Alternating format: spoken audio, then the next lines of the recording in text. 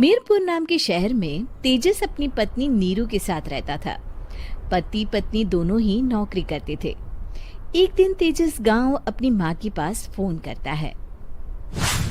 Hello, प्रणाम माँ।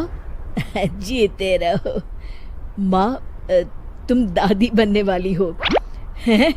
अरे वाह, ठीक है बेटा, मैं कल ही आती हूँ। जब माँ जी शहर पहुंची तो बेटे बहू ने बहुत अच्छे से स्वागत किया। लीजिए माँ जी, चाय।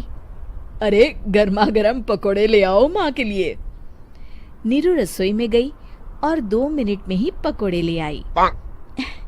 जी ये लीजिए। बहू जादू से बनाए हैं क्या? अभी तो रसोई में गई थी।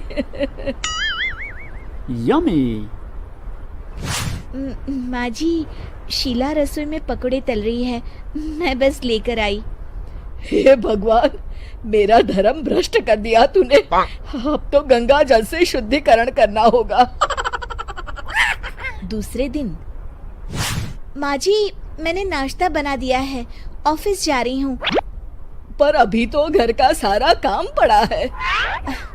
शीला आती ही होगी, झाड़ू पोछा बर्तन कपड़े वो सब कर लेगी। हमारे जमाने में घर का सारा काम हम ही करते थे। जी माँ जी, आप बहुत होशियार हैं, मैं घर ऑफिस दोनों नहीं संभाल पाती। तो जरूरत क्या है घर से बाहर जाकर चाकरी करने की? वैसे भी घर का काम खुद करने से घर में बरकत आती है, समझी? पर माँ जी। पर वर कुछ नहीं, इस महीने की पगार मिले फिर ऑफिस बंद है। हाँ। रात को नीरू तेजस से कहती है, सुनिए जी, माँ जी बोल रही थी कि मैं नौकरी छोड़ दूं। वैसे ठीक ही तो है, अभी तुम्हें आराम की जरूरत है। फिर भी आराम कहाँ, शीला को छुड़ाने के लिए बोल रही थी। तो अब 24 घंटे में इतना काम तो कर ही सकती हो। पर जॉब पसंद है मुझे, घर पर मन नहीं लगेगा। अगले दिन जब दोनों ऑफिस के लिए निकल रहे थे, मेरी तो कोई कीमत ही नहीं है इस घर में। माँ जी, आजकल महंगाई बहुत है, रहन सहन भी बदल गया है, दोनों नौकरी करते हैं तभी ठीक रहता है। अच्छा, तू कहना क्या चाहती है? मेरा बेटा तुझे बिठा के खिला नहीं सकता? तू ही इस घर का खर्च चला रही है, हैं? नहीं माँ जी, मेरा वो मतलब नहीं था। मतलब खूब समझती हूँ, ये बाल धूप में सफेद नहीं किए मैंने। हाँ।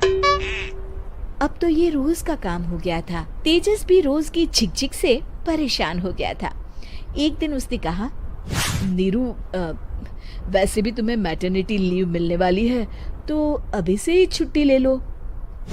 पर क्या, मेरी सैलरी अच्छी खासी है। आखिर नीरू ने रिजाइन कर दिया। जब बच्चा हुआ तो घर में सब बहुत खुश हुए। कुछ दिनों बाद तेजस फाइल देख रहा था। क्या हुआ तेजस, कुछ परेशान लग रहे हो? हाँ, वो हमारी जितनी सेविंग्स थी वो तो हॉस्पिटल में और छठी के फंक्शन में खत्म हो गई है नीरू। और अभी वैसे मंदी चल रही है तो मैं बोल रही थी कल मुन्ना को हेपेटाइटिस का टीका लगवाना है। नीरू, क्या पोस्टपोन नहीं कर सकते? नहीं जी, बिल्कुल नहीं। अब तेजस को समझ में आ रहा था कि उससे गलती हुई है। पैसों की कमी का असर घर के माहौल पर भी पड़ रहा था। अगले दिन, बेटा मेरा चश्मा और ये दवाइयाँ ले आना, पर्चा देते हुए माँ जी ने कहा। जी। तेजस, मुन्ना के लिए दूध का डिब्बा और डायपर भी ले आना, और ये किराने के सामान की लिस्ट है, इसे भी लाना है। तेजस गुस्से में लिस्ट मरोड़कर फेंकता है और चिल्लाता है, पैसे क्या पेड़ पर उगते हैं? ये ले आना, वो ले आना। अरे पर ये जरूरत का सामान ही है। वो गुस्से में बिना कुछ कहे ऑफिस चला गया। अरे लंच तो ले जाइए। नीरू दौड़कर डिब्बा पकड़ाती है। एक दिन खाना खाने के बाद, नीरू,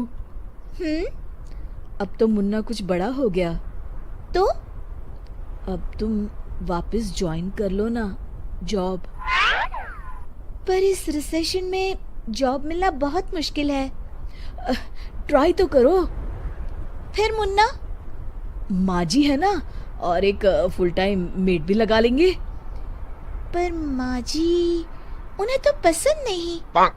तभी माँ जी वहाँ आ जाती है और प्यार से नीरू के सर पर हाथ फेरते हुए बोलती है, अब मेरी समझ में आ गया बहू, पहले के और अब के समय में अंतर है। तुम काम शुरू करो, मुन्ना की जिम्मेदारी मेरी। मेरी प्यारी माँ जी।